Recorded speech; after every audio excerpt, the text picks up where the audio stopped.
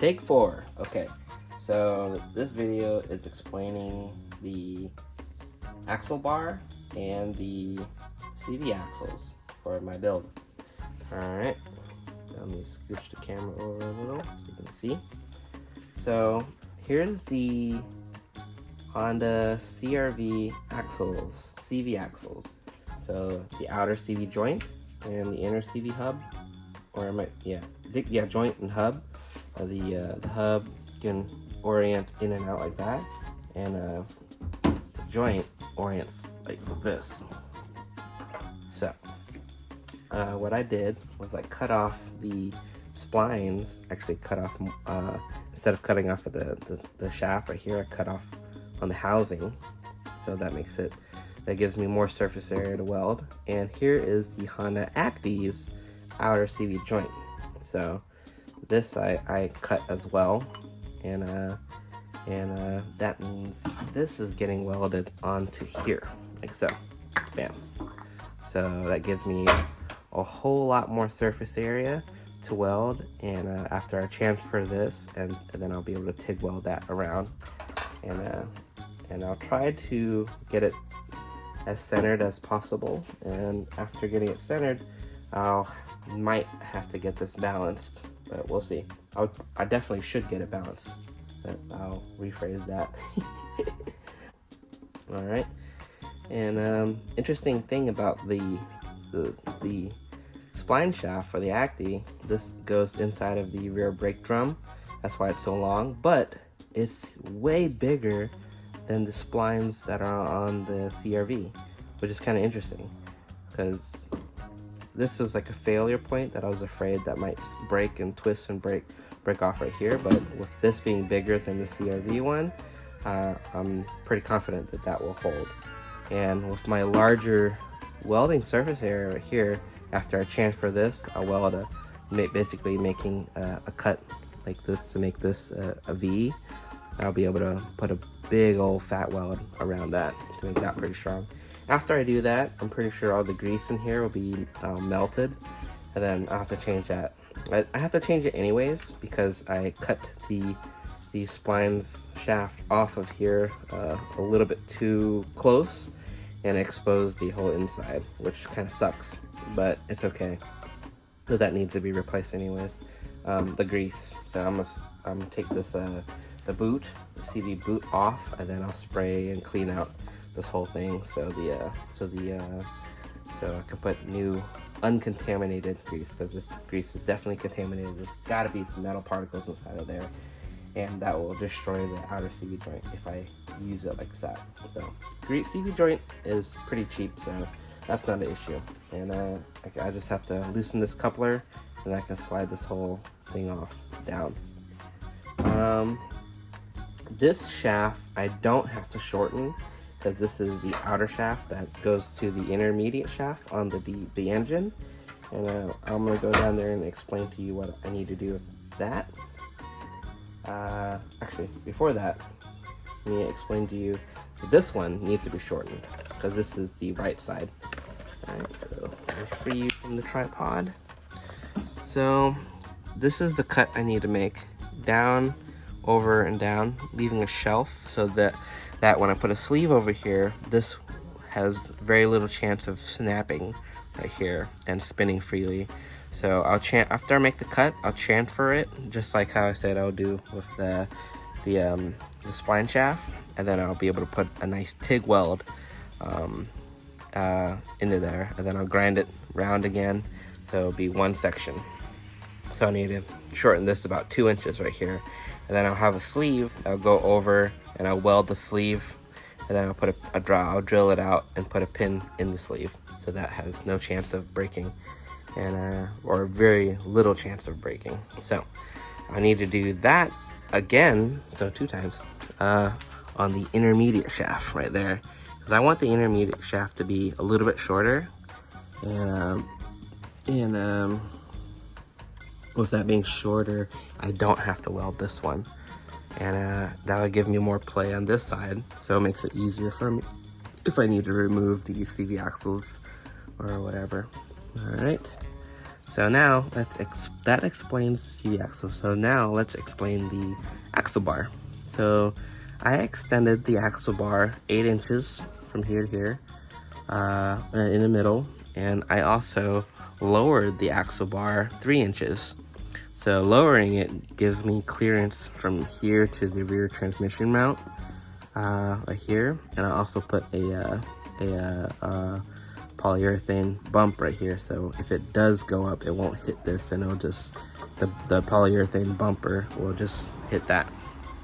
All right, and for the the axle bar,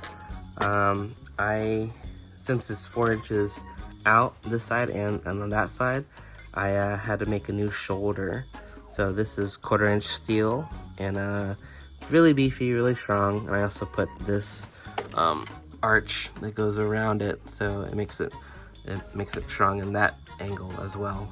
And these welds right here are because I lowered this shaft. It used to be, up here, and I lowered it down 3 inches or 3.5 inches, and then I relocated the shock tower mount. So here's the rear shock tower, and the top of the shock tower would actually go here. All right, so son of a gun. All right, let's go around here, and I can explain the drum brake situation. So this shoulder got extended, so I made it over here, and I think that's 4 inches over or 5 inches over.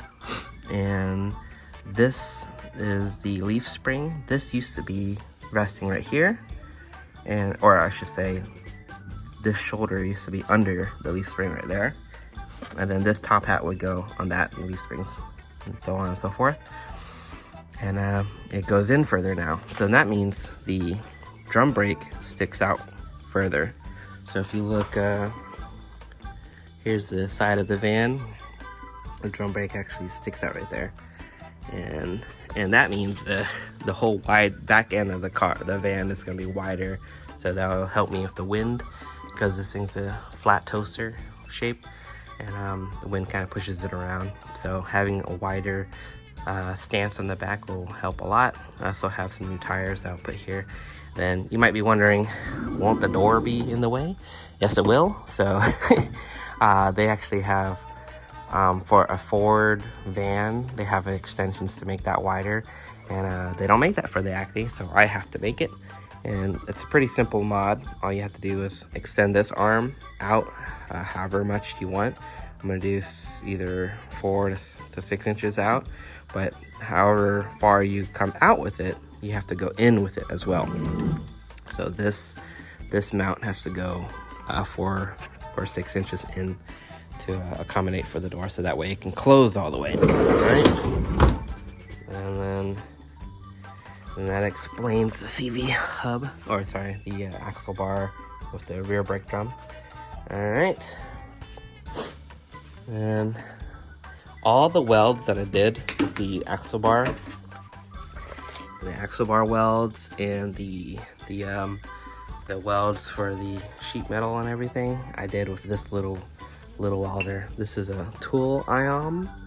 It's a Chinese Amazon Chinese gasless MIG welder, and it doesn't require a big old argon tank, and it uses gasless flux core, which is a super cool welding wire that doesn't require gas, and you can get nice looking welds like that. So I'm pretty proud of, they're not the best looking welds like you would get with a gas MIG welder, but they look pretty freaking good. Yeah, those welds look great. So I'm not really complaining with those welds. This is only $120 on Amazon, so I think I got it for $100. It might be a little bit more pricey now, but anyways, Amazon, I'll put a link in where you can get one of these gasless welders. And the flux core wire that I used for it as well was pretty cheap. It was like $20, and $20, and I did the whole entire axle bar, and another $20 I did all the mounts and the rear rear transmission mount. So yeah, so that explains those two.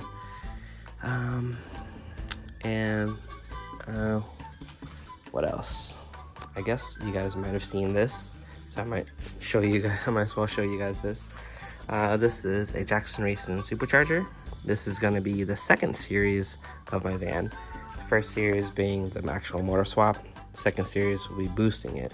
So this, I need to get a new pulley, bigger pulley, so it makes less boost, because right now it has a 3-inch pulley. 10 psi might be too much for stock internals. I know I said I was going to turbo it, but this thing was crazy cheap, and I went ahead and got this and made a new friend in the process as well. So yeah, that pretty much covers it for this video. Yeah, I'm pretty excited. Everything's moving forward, and I hope you guys are enjoying my content with this. And it's not a car channel. Kind of wish it was a car channel, but no, this is a maker channel. So I want to inspire people to build and make cool things if you can't afford cool things.